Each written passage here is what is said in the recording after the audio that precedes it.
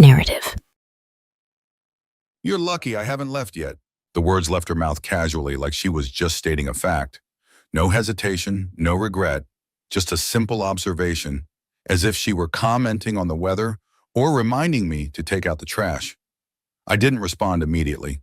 Instead, I let the silence stretch between us, watching her expression carefully. She wasn't angry. There was no heat in her voice. That was the worst part. It was said with complete indifference. It wasn't an empty threat. It wasn't an argument spiraling out of control. It was worse than that. It was the truth. A truth she had likely been sitting on for a long time, one that had finally slipped through because she didn't even care enough to filter it anymore. Something clicked in my mind at that moment. All the late nights she spent on her phone, all the plans she made without including me, the way she barely acknowledged my presence anymore, it all made sense now. I wasn't her partner. I was just there, a placeholder in a marriage that had already ended in her mind. I could have argued. I could have asked her what she meant, demanded an explanation, or tried to prove that I wasn't as lucky as she claimed. But what was the point? She had already decided how she felt, and more importantly, she had expected me to just take it. That was the part that stung. Not the words themselves, but the casual way she assumed I would just absorb them, let them settle into my bones like I had done with so many other things over the years. Not this time. I stood up, pushing my chair back slowly. She barely looked up from her phone, as if she had already moved on from the conversation. Without a word, I walked to the bedroom. My movements were calm, controlled. I wasn't angry. There was no dramatic outburst, no slamming of doors. I simply walked to the closet, pulled out a suitcase, and laid it open on the bed. Piece by piece, I started packing. The sound of hangers sliding against the metal rod, the quiet rustle of fabric as I folded her clothes. I focused on the small details. It kept me steady, kept me from second-guessing myself. A part of me expected her to come in, to ask what I was doing, maybe even laugh like it was some kind of joke. But the minutes ticked by, and she didn't move. She wasn't worried. She didn't think I'd actually follow through, and that told me everything I needed to know. So I kept going. I packed the essentials first. A few dresses, some tops and jeans, shoes, enough for her to leave without needing to come back right away.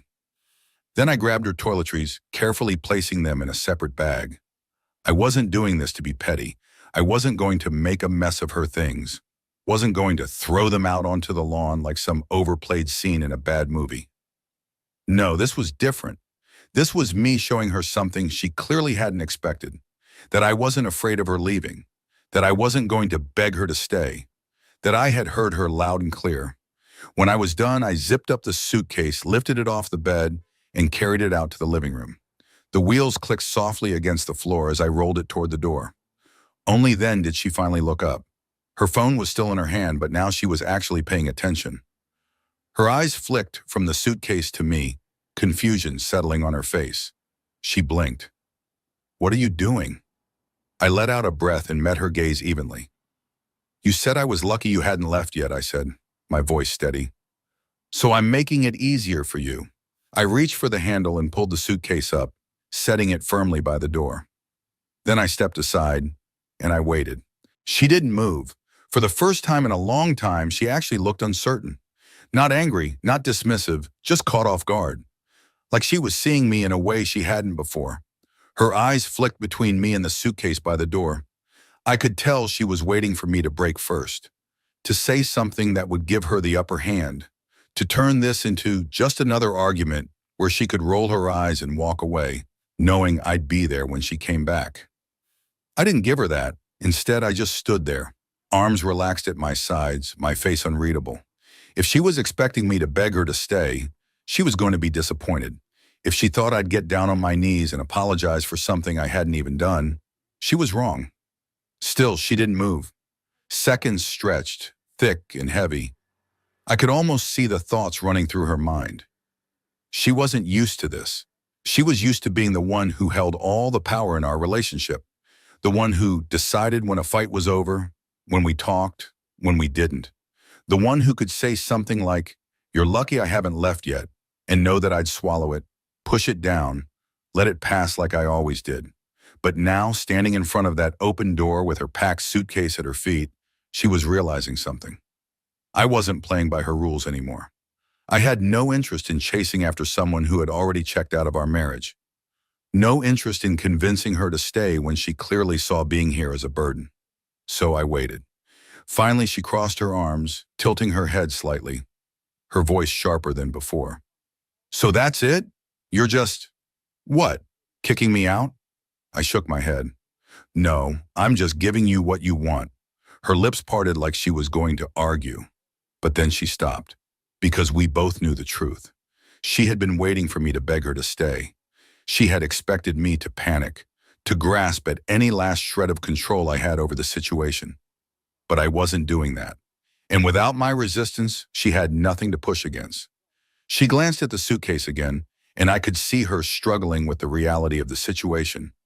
She had been holding this over my head for so long, treating the idea of leaving like some kind of weapon, something she could dangle just close enough to keep me on edge, but never actually act on. Now the choice was right in front of her. All she had to do was pick up the handle, walk out, and prove that she really meant what she had been threatening all this time. I could see the hesitation in her posture, because the second she walked through that door, there was no coming back. She knew it, and I knew it. She took a slow breath, her expression tightening, like she was trying to figure out what the right move was. I didn't say anything. I wasn't going to make this easier for her. If she wanted to go, she could go. But if she wanted to stay, it wasn't going to be on her terms anymore. Her arms tightened across her chest, her nails pressing into her skin. She wasn't just hesitating anymore. She was calculating. I could see it in the way her eyes flickered, scanning my face, looking for any sign of weakness, any crack in my resolve. And then she scoffed, a short, breathy laugh that carried more disbelief than amusement. "You're really doing this," she muttered, shaking her head. Unbelievable. She didn't move toward the suitcase, didn't step toward the door. Instead, she took a slow, deliberate step toward me. "You're throwing me out because of one comment?" she challenged, her voice sharper now, pressing, testing. "Are you serious?" I didn't react, because we both knew it wasn't just one comment. We both knew this wasn't about a single sentence spoken in frustration. This was about everything that had led up to that moment. Every look of indifference, every sigh of annoyance, every night she turned away from me in bed, every time she made it clear she saw me as an obligation instead of a partner. She expected me to crack under her words, to react emotionally, to turn this into a fight where she could regain control. But I wasn't playing along. "I'm not throwing you out," I said evenly. "You made it clear you don't want to be here. I'm just making it easier for you." Her jaw tightened, and I saw the flicker of uncertainty return for a brief second before she masked it again. "Do you even hear yourself?" she asked, letting out a dry laugh. "You think you're proving something right now? You think this makes you the bigger person?" I didn't answer, because this wasn't about being the bigger person. This was about the fact that I refused to be the smaller one anymore. Her eyes locked onto mine, waiting for some kind of reaction, something she could use. When I gave her nothing, she took another step closer, her voice dropping into something lower, more measured. "You want me to leave?" she said. "Fine, but don't pretend this is some noble move. Don't act like you're doing me a favor." I still didn't speak. I didn't need to. She hated that. I could see the frustration bubbling under the surface, the way her fingers twitched at her sides like she was stopping herself from lashing out. Because this wasn't going how she had imagined. She had spent so much time convincing herself that I needed her more than she needed me, that she could throw out a line like, "You're lucky I haven't left yet," and I would jump through hoops to prove her wrong, to keep her here. She never expected me to call her bluff. For a moment, she just stood there, breathing heavy, her expression a mixture of defiance and something else, something that almost looked like regret, but not quite. Then she exhaled sharply and turned away, pacing toward the couch. She ran a hand through her hair, frustration evident in every movement. "This is ridiculous," she muttered under her breath. I leaned against the wall, crossing my arms, waiting. Because now she had a choice to make, and for the first time I wasn't going to make it for her. She paced back and forth, her steps uneven, her breathing controlled but heavy. She was stalling and we both knew it. Her arms remained crossed, her jaw set tight, like she was physically holding herself together. But I could see it, the tension in her shoulders, the way her fingers twitched slightly against her skin. She wasn't leaving. Not yet. Because now that it was real, now that the suitcase was packed and the door was open, something was different. She had spent so much time making sure I knew she was willing to leave. She had dangled it in front of me, a constant reminder that my place in her life wasn't guaranteed. But the moment she was actually faced with the decision, the weight of it settled in. And for the first time, I saw something I hadn't seen in a long time. Doubt. I stayed quiet. If she was going to talk, she had to do it on her own. She finally stopped pacing and turned to me, her eyes burning with frustration. You want to act like I'm the bad guy here? Fine, but don't pretend this is all on me. I didn't flinch. I never said it was. She scoffed. That's exactly what you're saying. Packing my bags like you're some kind of martyr, acting like you're just helping me go. But you know what? Maybe I should be the one asking why you didn't leave. I tilted my head slightly. You really want to go there?